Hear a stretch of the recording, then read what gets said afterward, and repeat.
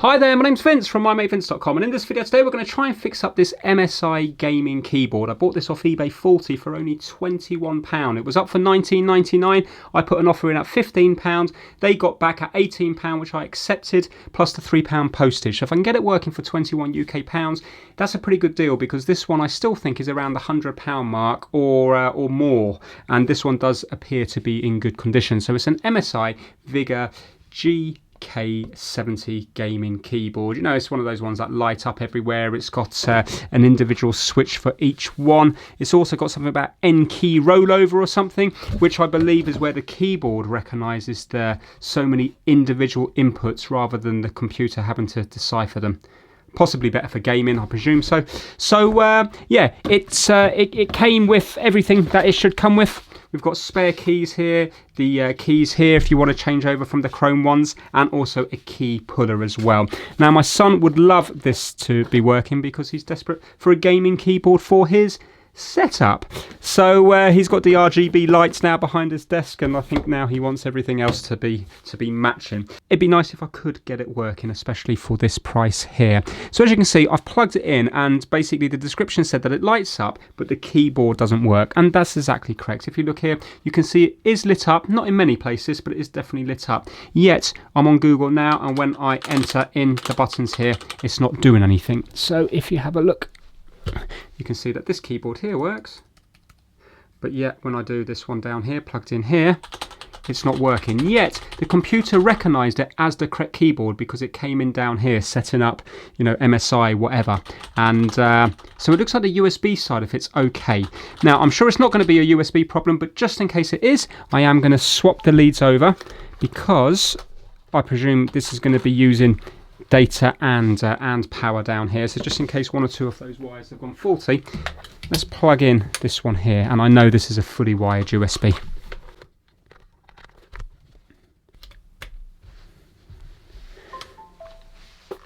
Again, it's lit up here with the same colours, but it's still not working. Okay, so that's not going to do anything. Now I've already looked at the instructions online, and you can reset this keyboard by hitting the FN key plus R. So I'm going to do that for 5 seconds, just in case this has got some kind of weird lock or something on it. So let's hit FN and R for 5 seconds, and let's see if it resets.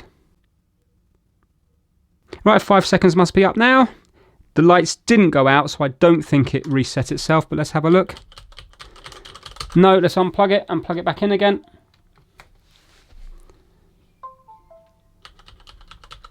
Right, okay, so we can safely say that the keyboard is definitely not working.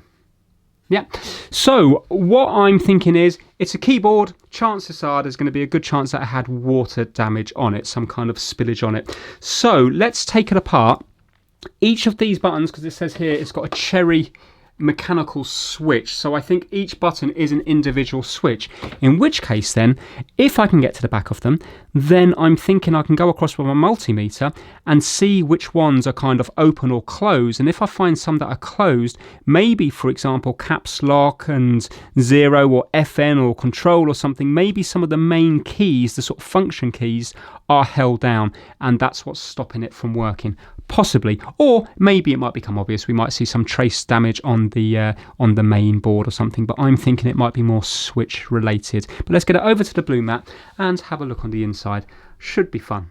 I've had a look around the back, and I can't find any screws anywhere, unless of course they're hidden behind these rubber little covers, but I can definitely see screws on the front here, and they look like they're tiny little Torx bits, you know, like the security bits.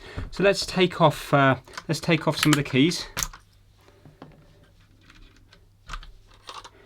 and see if we can take it off from the front. I can see another screw in here. At least the keys are lovely and easy to take off. Okay, so it looks like it needs a T6. Now luckily on the back of the box it's all labelled up with the keys, so I can just copy that. Right, while I'm doing this, let's give a shout out to the My Mate Vince Massive, which this month consists of Saturnine Cinema, Operational 117, How am I going to get this one off? Hold on, bear with me. I can't multitask. There we go. Kitdigital.com. Kip Hakes. Max Rokotansky. Having Fun Repairs. And Ellensburg Amplifier Repair and Service. So as I mentioned in some other videos, there's some YouTube channels in there. Kip Hakes, Having Fun Repairs, and Ellensburg Amplifier Repair and Services. I think the actual YouTube name is eBay Amplifier Repair. So if any of those sound interesting, head on over.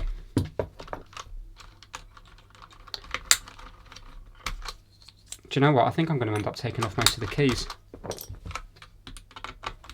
Oh, talking about YouTube channels, I've got a channel for you guys that I think you're going to like. I came across one of their videos a while ago, and yeah, I've been binge watching them. And do you know what? They haven't got many. I think they've got about 1,000 subscribers, but I think they're a really. I think they're really interesting. Let me find out the name for them. It's Retro something or other. Let me get the exact name for you. Here we go. It is Retro Tech Repairs. Just got over 1,000 subs. Head over there, take a look. If there's anything you like, maybe stick around and subscribe. So there's a variation of items there. And he's not a professional, but he's good at what he does. And I just think they're interesting videos. They're a nice kind of shortish length that you can get through quite a lot of them, unlike my videos. But they're good. There's a lot of good ones on there. That one was particularly good. That one there, the Casio VL Tone VL1 Repair. That was, to be honest, I like all of them. Hence the reason that I'm mentioning him. So yeah, that's it. Okay, let's get on with this. Let's get on with this one here. Right, there's a little sticker here, and I bet you there's a screw covered under there. Void if removed. So there we have it. That's their little security bit, isn't it? Their little security thingy to know if anybody's tampered with it. So that's great. So this keyboard hasn't been opened before. Yeah, and sure enough, there's a screw under it. That's great news. So I'm the first one on here, and it's an eBay buy, which is just a miracle.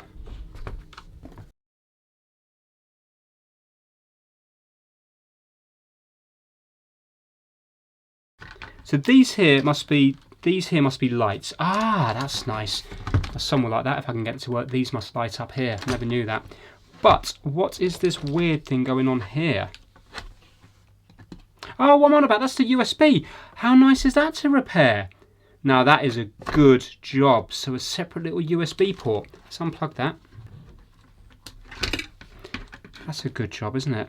Right, let's just unplug these.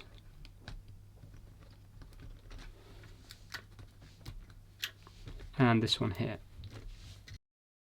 Excellent. Right, well, I don't think it's going to be anything to do with that, but I suppose we could double check just in case this pin here is faulty and maybe it's allowing power through. But you know, if this socket here was faulty, it would allow power through, but it wouldn't allow the data for the button presses possibly. So maybe we can test that out. Let's have a look in here.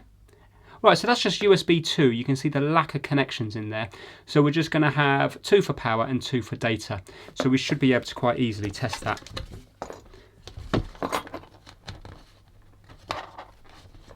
There, that's coming up on that side there.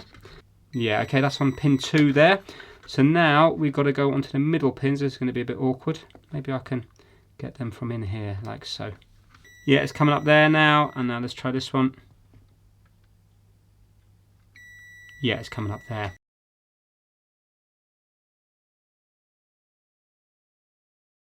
Alright, so we've got some chips and stuff down here, which I'm not going to be able to test.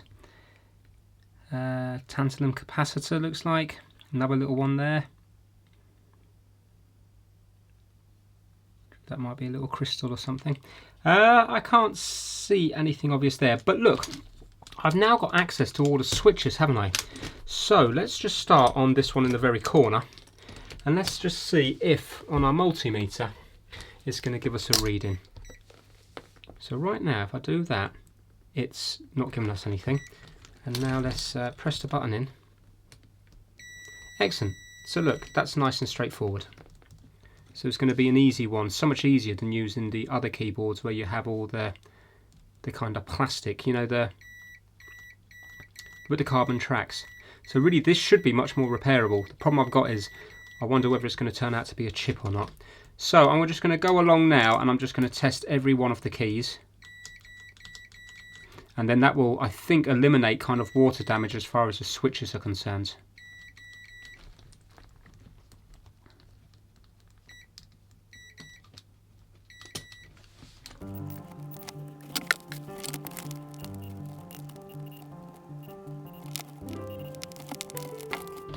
Yeah, so it's quite clever because obviously the lack of space, all the chips have been put in this area here, around this area, because that's where there's no keys.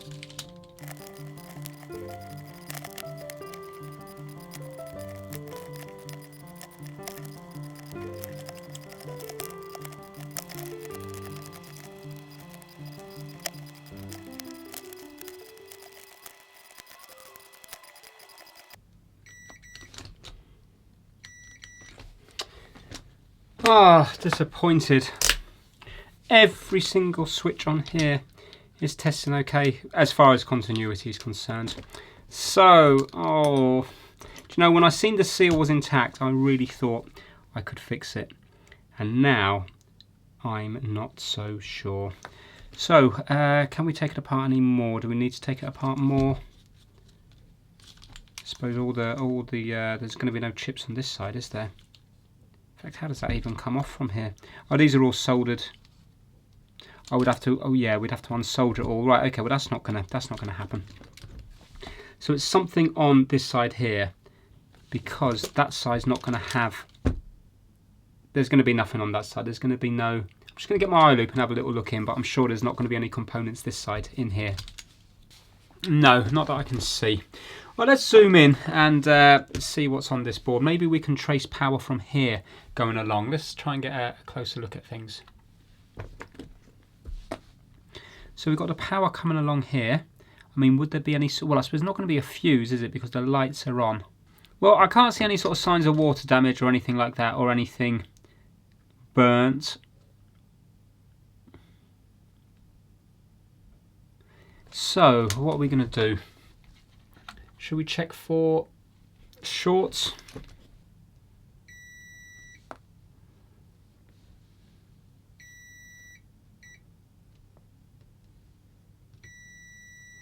Right, so on the tantalum capacitors, the side with the stripe is actually the positive, not the negative.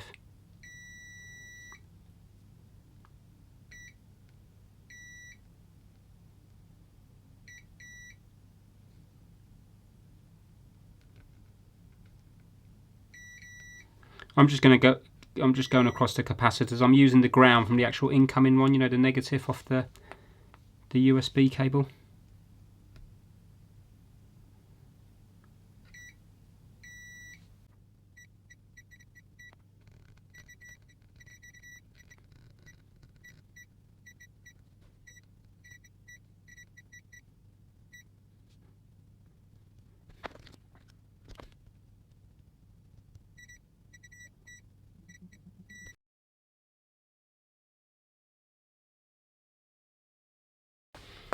Right, well, it's certainly an interesting one for me, but I haven't got anywhere yet. Maybe I should take, for example, the spacebar, and let's trace the wires back from there, and let's see where they go to. Yeah, let's do that, and then that might, if they all go into a chip, that might suggest the chip's faulty. So we're going to be dealing with this one here. Okay, so it goes along here. Goes along here and here, so it joins up that switch and ends there, it doesn't go any further. Okay, so it goes along. Now let's not get confused here. It is not the bottom one anymore, it's that one there. Joins up this one here, joins up this one, goes around, joins up here, travels round here, here and here. Okay, so we should have continuity between one side and the other, between here and here, which we have. Right, so I wonder, is that No, that's not the ground, but that's going to be like the common, isn't it? So then, when we press the button, each of them go off. So annoyingly, it means the traces are on the other side, because all of these are going somewhere, aren't they? All of these are actually going somewhere, and I can't see where they go to. Yeah, you can see bits of traces going up here, you see.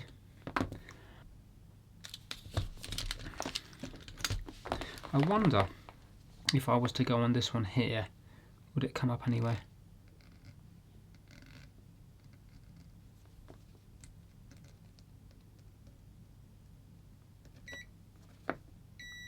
Ooh. Hello. It's coming up on that diode there. Now, where would this one come up? Here. Do they each have their own? Oh, do they each have their own diode?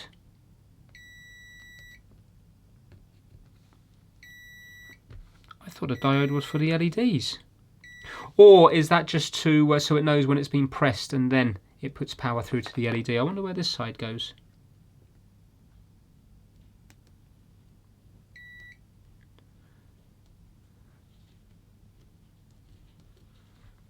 Let's zoom in and see if we can see where that side of the diode goes.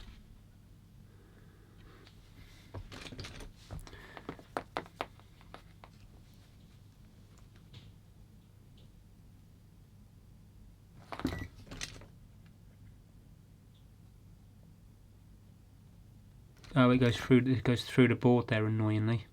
Right, let's see if I can see any of the others. Oh, they all go through the board, don't they? Look. There, and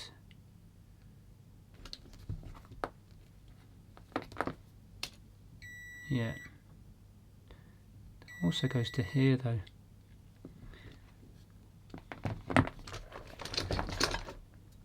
Now I wonder if some of the diodes were faulty, would they give weird readings, or is that just purely for the LEDs?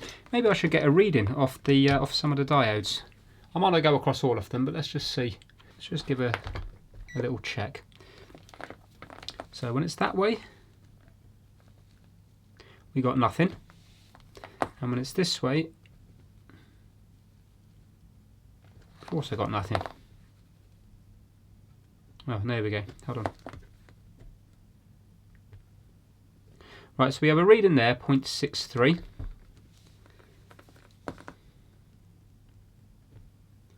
And it's open that side. So we should have a reading when the black is to the black ring on the diode.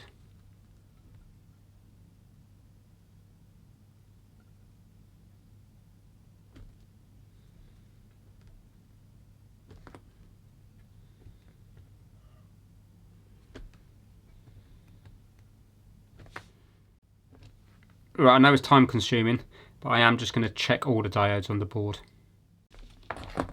Well, unfortunately for me, every one of those diodes is testing the same, so they look to be okay. I think I am going to have to, I might get one of the old laptops up, and then if I break it, I won't be as upset. It's definitely not something straightforward, I don't think, anyway.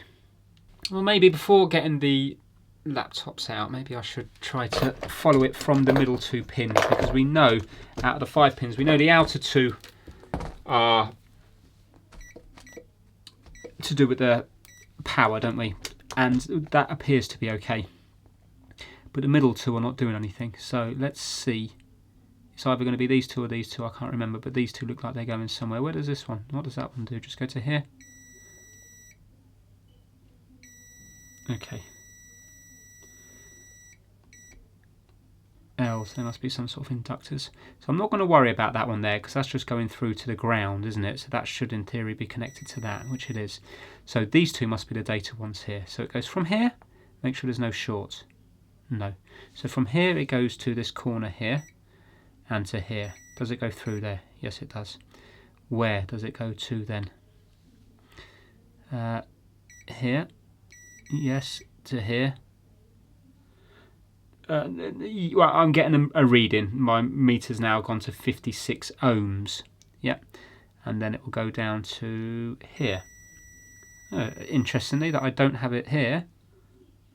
Oh yes, I do, 49 ohms. It's because my meter doesn't beep over 50 ohms. Okay, so 100% that's going to there. Now let's see if that's going to here. Yes. So it looks okay from there to there. The question is, where does it go to after that?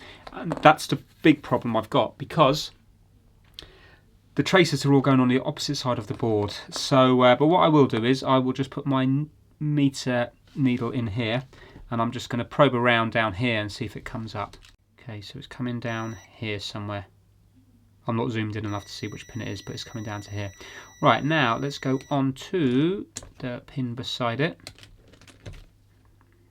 So that was this one. Now let's go to this one. Ah, so they must be coming up next to it. I wonder, would it be these two here? There's one. Yeah, so it's that one there and that one there and... Oh, okay, that's that one. Oh, and that's that one. Okay, they are both getting there.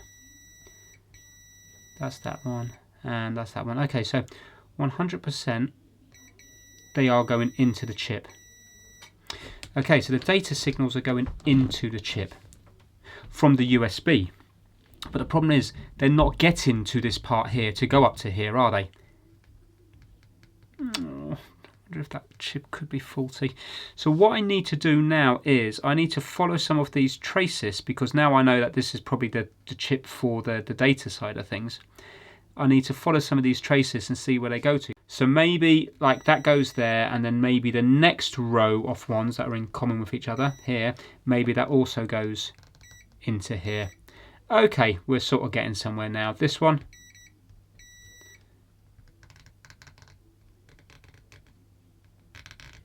Up here maybe? Yeah, here we go. Yeah, okay. So what I'm going to do is I'm just going to go across each of them, see if they're coming up here. Maybe I need to have a look at what this is online.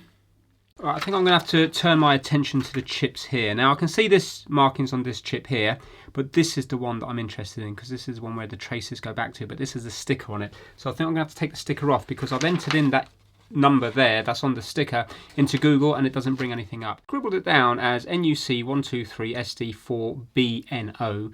That doesn't come up online, but yet this one does, NUC123SD4ANO, on this site anyway. And if you have a look here, it does actually say here, it is a series embedded ARM Cortex, runs up to 72 megahertz with 36K, 68K bytes flash program memory, and it actually says consumer electronic USB keyboard, touch system, etc. But there is no pinout here. So what I'm going to do is I'm just going to go onto Google and see if I can find a pinout on there. Well, unfortunately, I can't find any pinout for that one there.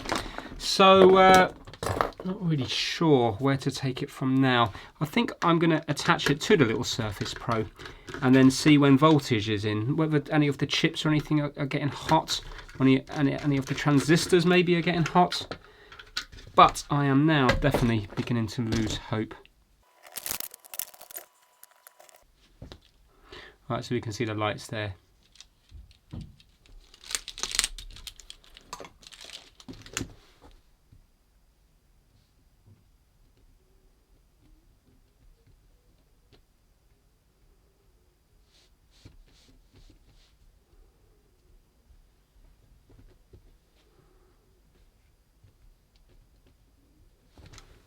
That's interesting, it's coming up with a load of stuff. It's typing something. Constantly. Looks like there's a pound sign, exclamation mark, an X. Right, okay, what's going on there? Yeah, none of the keys are making any sense whatsoever. They're not corresponding to what I'm actually pressing. If I had to take a guess, we kind of know now. Well, we know it's nothing to do with the switches. It's pointing towards this chip, or, I mean, if that is a crystal, could it be that it's feeding it the wrong timing or something, so it can't operate fully? It's such a shame I haven't got a pinout for that, because then I could check for voltages. It's quite interesting. This chip down here looks like it takes the input from every single diode. Well, I haven't got across every single diode, but I presume so, because I think there's 16 pins on each side of this chip. So that is 32, so that's 64 pins in total. Now remember before, we already know that the ones, let's just call them in common with each other, you know, so the ones that go all along this one here, and then we have another row here, which would be all together. Yeah, so that's like all in common. These all go back to this chip, as I showed you earlier. There's one, and here's another, and if I go up to this one here, you'll find it here. But check this out. So for example, if I go between the buttons, so like this button goes to here, and then this button goes to here, this button goes to here, every single one of these come up, if I go the other side of the diode, come up on the chip. There, yeah. And now if I was to go here, there, and if I was to go all along this row here, so we know that that side goes to there, but check this out, these are all coming up down here, there, and then move along one, or move back, there, next one, next one. So 100% we know that it looks like the contacts are okay.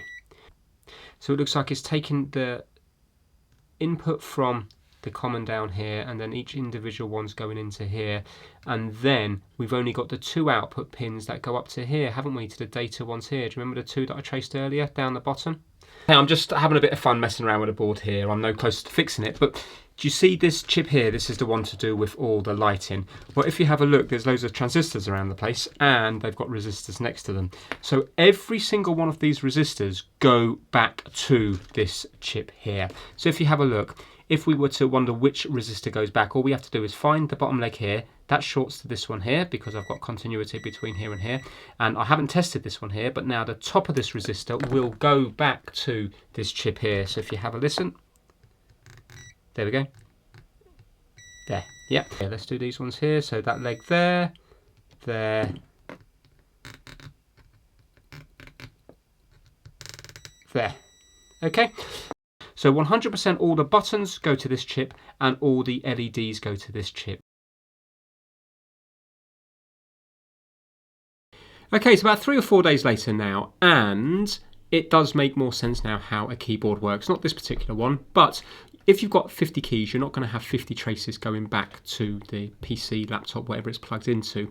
So it's done on a kind of matrix, like a grid system. So let's say now if we had 5 traces here and 5 traces here, that would equal, I think, 25 different button presses, because let's say now if we were to hit a button in this top corner here where my little fingers are, it can travel down this wire here and then this trace here. Yeah, but yet if we were to hit this button here, it's still traveling down this wire, but now it's traveling down this wire. Do you understand? So on this top wire alone, we can have 5 different combinations on it, and likewise with every other one. If we take the bottom one here, we can have 5 different combinations on that. So just by having a grid of 5 by 5, we can have 25 different button presses. I think that's roughly how it works. So what I have been doing is just measuring voltages, and as far as I know, I can already see just from continuity that each one of the buttons go back to the chip here. So every single contact here will go back on this, you know, this line is all connected to each other, that will go back to this chip, and then every single one of these little ones here will go back to the chip.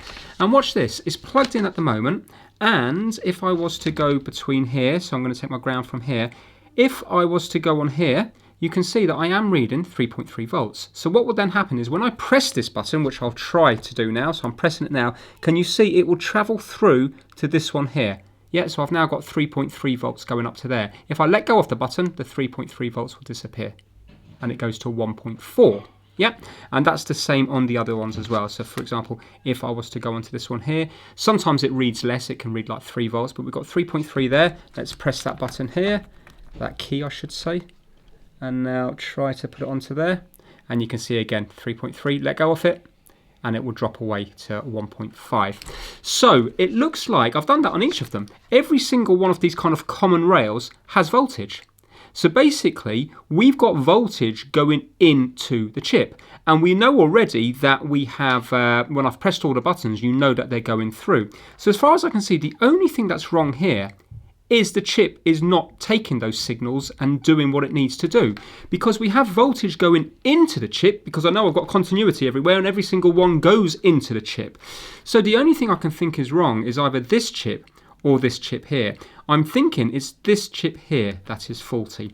So there's nothing I can do about it. But if this was real life, meaning if I was trying to do this for a business, then I would just leave it at that and I would use this for spares. But this is a YouTube video, and this is where sometimes people don't fully understand because they think what I'm doing is idiotic.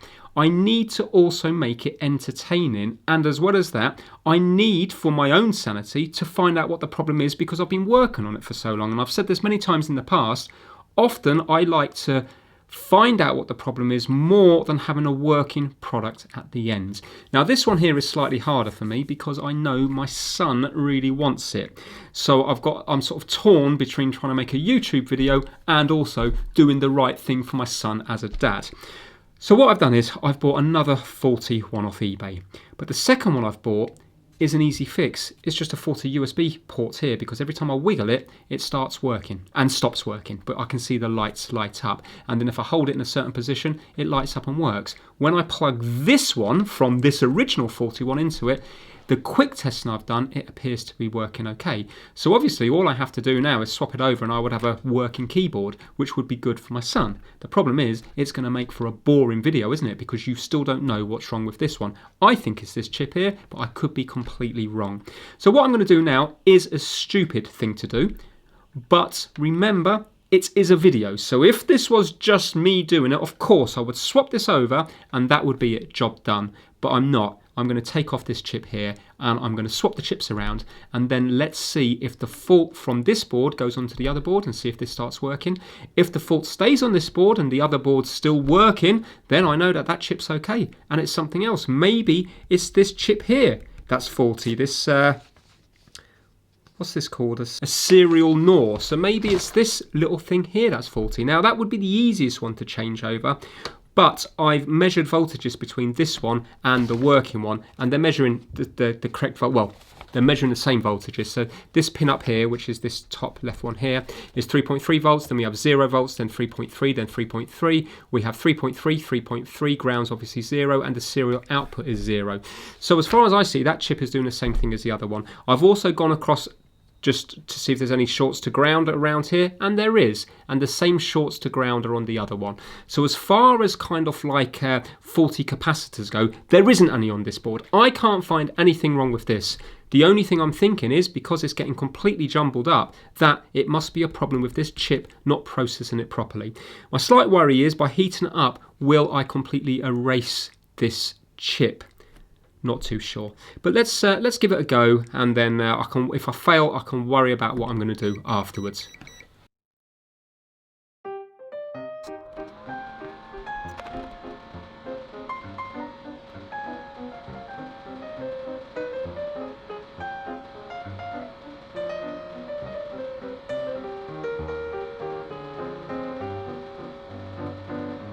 Right, okay, I made a little bit of a meal off that one, but it came off easy enough.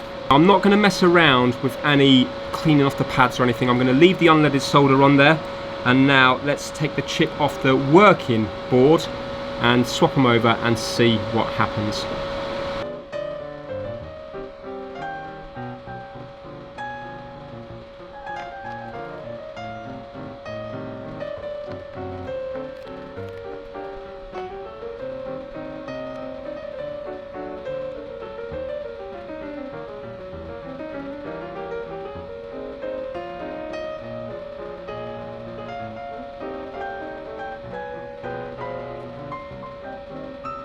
So what I'm going to do now is put more flux on it. I'm now going to put the faulty chip on here.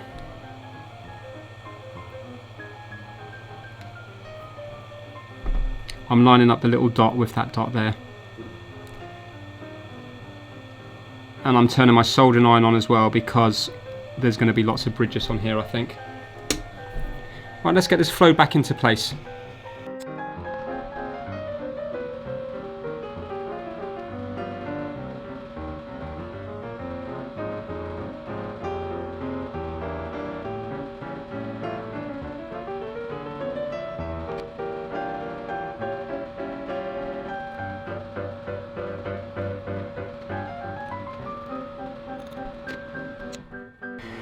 Okay, I'm just going to go around with my soldering iron and I'm just going to tap it, see if I can get rid of the bridges like that.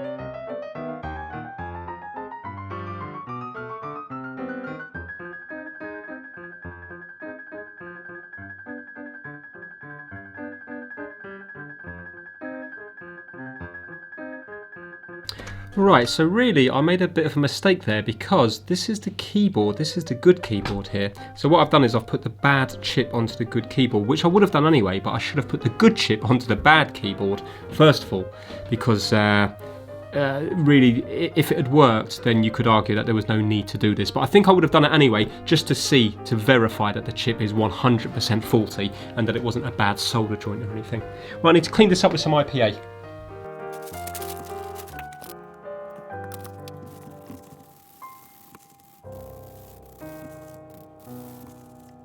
Okay, now this is interesting. So obviously this keyboard works here. You can see ERTY, blah, blah, blah, blah, blah.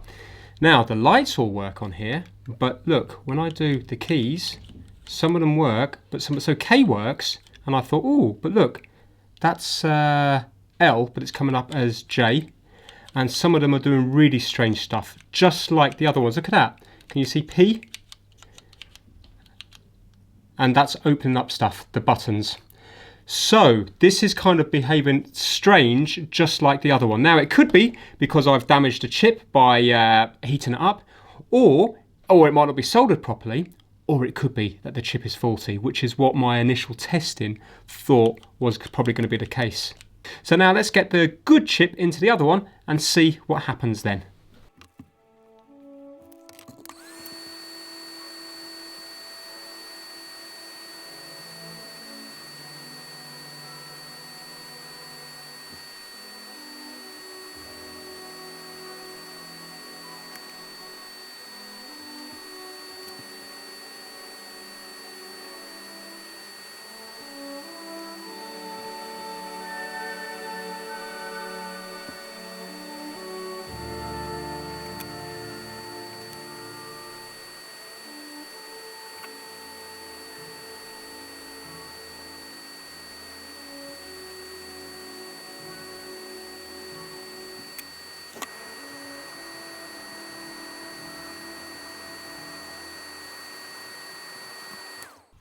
Okay, I was actually quite happy with how that went on. It's kind of hard to see when there's flux and solder bridges everywhere where to line it up, but if you look at that, I think that looks to be okay. Let me dry it off a little bit because there's still a load of IPA on it, and then you'll be able to see it clearer.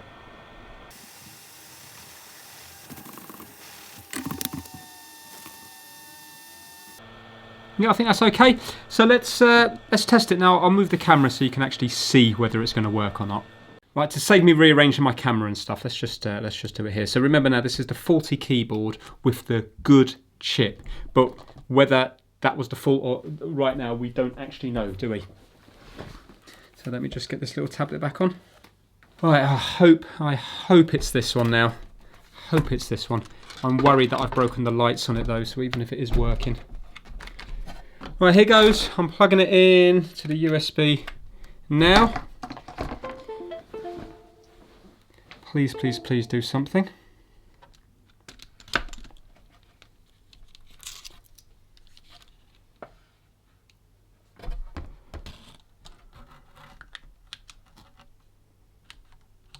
No.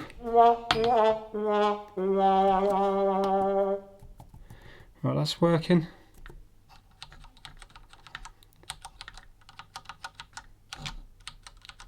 Nothing at all.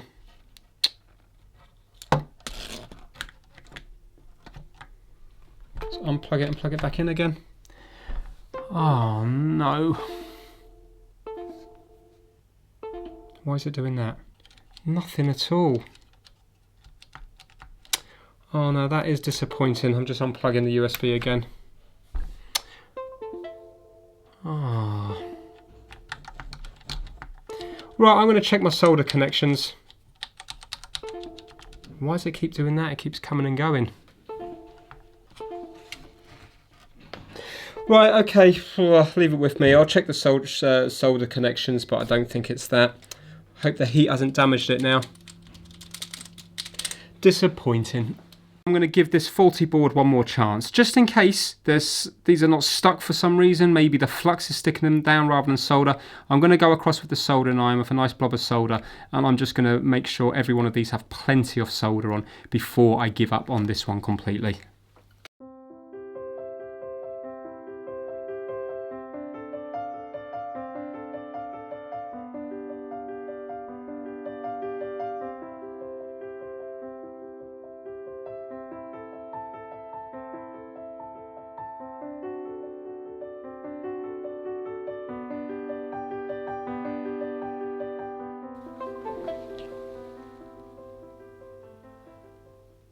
Oh my god, I think I could cry. Tears of joy, that is. Right, so this is the faulty board. You can tell there's not that many keys on it. Now, I haven't done any testing yet. I've just plugged it in and it didn't make the beep, and I hit a few keys and it worked, but I haven't taken it any further than that. But look, sorry, what I mean, didn't make the second beep. Look. Right, look, it's only making one beep. Okay. And now let's delete what we've got up in here. And let's see if muscle memory can type my mate Vince. M-Y space M-A, is it T here? T-E, my mate Vince, come on. V-V-V, V-I-N-C, no, where's C? C here, C.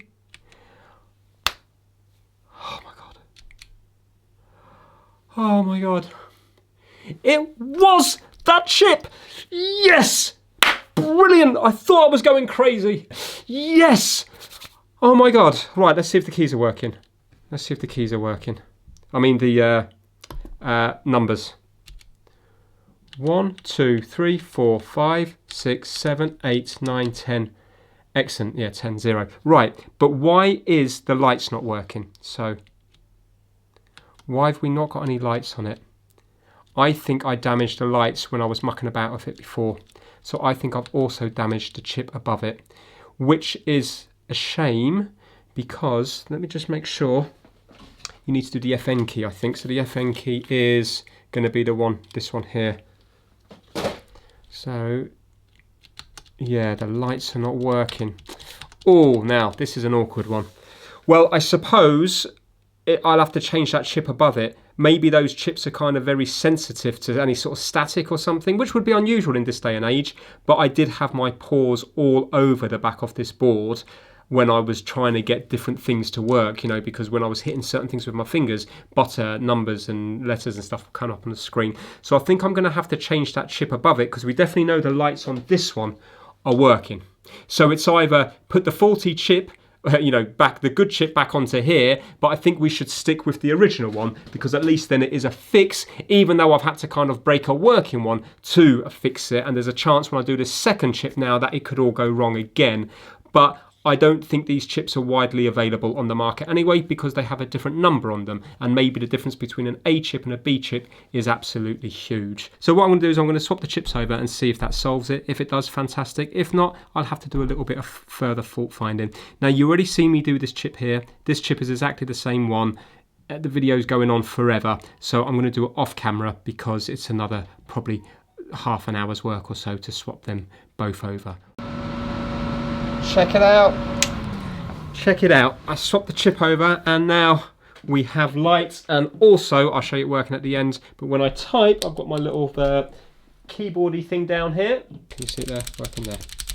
And if you have a look at the lights, I need to read up about how to actually do it before I break it. But if I go to mode, do I have to do this one? Is that it doing something different there now? Yeah, or do I have to do that? Oh, there we go.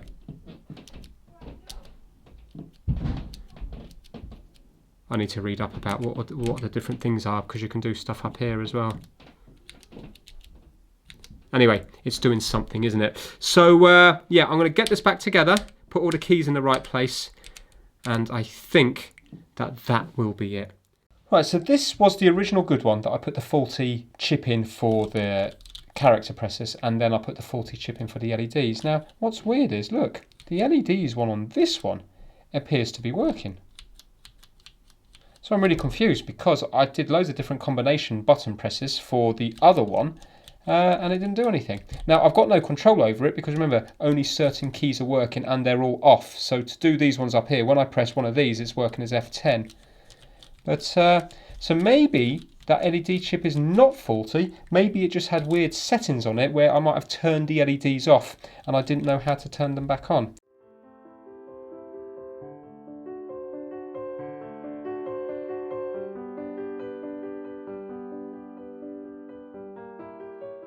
So here it is. I've tried all the features and it all appears to be working fine. So if I was to go to BBC up here, you can see that the keyboard is now working. I've gone through the keys and they do correspond to there, and also caps and stuff like that work. And interestingly enough, if you press caps here, a little light comes up just here, and then you can take it off, and that one there is your screen lock, and that then comes on and off. So now with the LEDs, you can change through, you can program them and stuff, and you can change through like basic settings. So if I was to hit the FN key down here and then press that one, you can see that it's kind of lighting up the WASD keys more. If I was to go to there, that's all red, but we can also change the color to different ones here by going to this one here, and now that will be green, blue, and you can cycle through them. Leave it on white. What else can you do? It can do it where it sort of chases. Okay, so that's just on there. That's all off, which is quite nice. And that does that there. You know, you get the idea. So you can see now it's going through this way here, and it will go through every single line, and I can change the colors, and you can see now it's multicolored. That's quite nice. Well, it depends, doesn't it? Like, you know, it's gimmicky, but you can see why a child would like this. And quite a few adults as well. So that all is working good. Let me just go up here and type in something else just to show you that's working. Sony PlayStation 5. Okay, and that's brought it up there. Now, interestingly enough, the other one here is working exactly the same as the faulty one to begin with. So right now, the only thing wrong with this is that main chip. So if I plug that in here, you can see that the colours are lighting up just like they did earlier on. So I think what happened is, I don't know which is the FN key here, because remember all the keys are kind of doing weird stuff. But when I hit multiple buttons together, there you go, you can see, when I hit multiple buttons together, it's probably recognised as the FN key, and then I must have turned it off, and that's why it wasn't working. Because if I unplug this one now, it will remember the same setting as before. Yeah, right now nothing's working, so this is the same as before, and if I was to whack a load of keys, then there you go, can you see there? And now it's going crazy, just like it was before. Do you remember when it just kept going and going and going and going? Yeah, so let's just turn that off before we cause some sort of problem.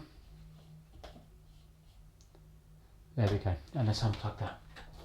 So, if I can get hold of another chip, then this one here will be completely fixable. So I'm really happy in the end with how it went. I would be happy to look at gaming keyboards again in the future, and I know just a bit more for the next one going forward. Especially if it's an MSI one, I've got a feeling probably the layout will be very similar, and all the other ones mechanical wise, I bet you the layout is very, very similar on them, with the diode and the transistor and the LED lights and the way it works and stuff. So I could cut out a lot of time next time, hopefully, if I look at them.